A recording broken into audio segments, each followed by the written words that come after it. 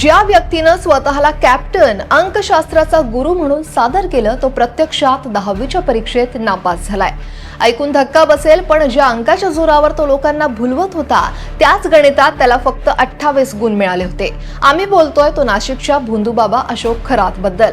महाराष्ट्र हा सध्या अशा एका प्रकरणानं हादरलाय जिथे अंधश्रद्धा, फसवणूक आणि लैंगिक शोषणानं कळस गाठलाय। पण हा खरात भोंदूगिरीसाठी सामान आणायचा कुठून आणि या भोंदूला गंडे दोरे पुरवणारा बाबा कोण? खरं तर या 10वीचा रिझल्ट सुद्धा आमच्या हाती लागलाय। जाणून घेऊया त्याबद्दल सविस्तर। नमस्कार, मी अक्षरा चोरमारे आणि आपण पाहताय लोकमत। तर अशोक खरात याचं मूळ गाव सिन्नर तालुक्यातलं कहांडळवाडी।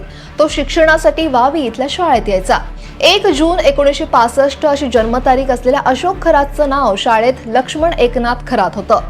याच नावानं त्यानं मार्च 1983 मध्ये 10वीची परीक्षा दिली। त्यात खरात 2 विषयात नापास झालेला। खरातला मराठीत 39, इंग्रजी 37, गणित 28, विज्ञान 62, समाजशास्त्र 38, हिंदी 47 असे एकूण 251 गुण मिळाले।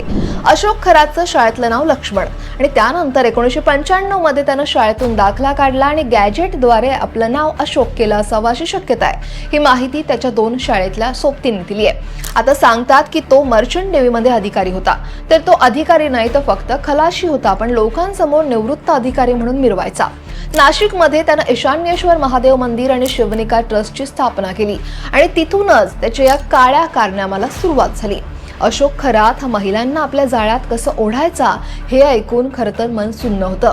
लग्नासाठी चिंतेत असलेल्या तरुणी, सुखरूप प्रसूतीची इच्छा असलेल्या गर्भवती स्त्रिया किंवा मग परीक्षेत यश मिळवून पाहणाऱ्या विद्यार्थिनींना तो लक्ष करायचा।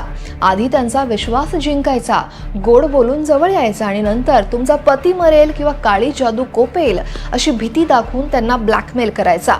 तो विधी करण्याच्या बहाण्यानं महिलांना गुंगीचं औषध द्यायचा आणि नंतर त्यांच्यावर लैंगिक अत्याचार करायचा।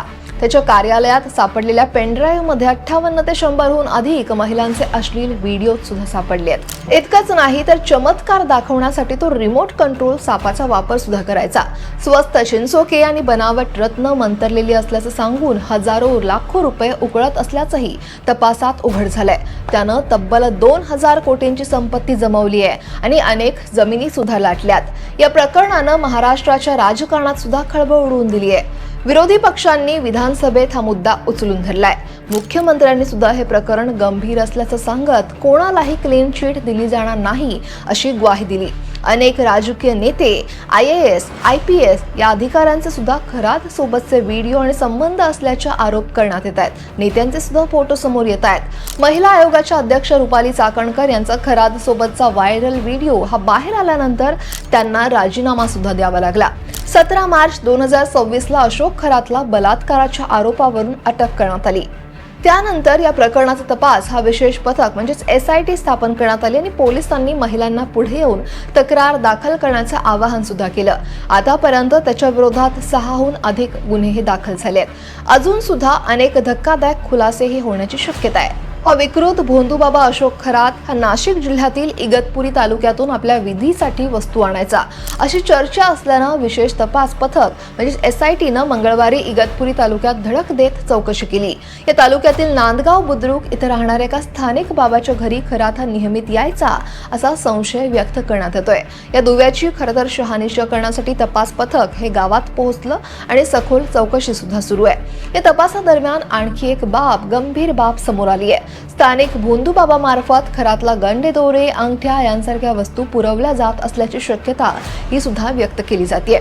खरातच्या आर्थिक व्यवहारांमधून या स्थानिक भोंदूबाबाच्या नावावर इगतपुरी तालुक्यातील वेगवेगळ्या गावांमध्ये मालमत्ता खरेदी केल्याचा संशय सुद्धा तपासात व्यक्त होतोय। अशोक खरात सारख्या भोंदूबाबाच्या जाळ्यात अडकून अनेकांनी आपलं सर्वस्व गमावलंय।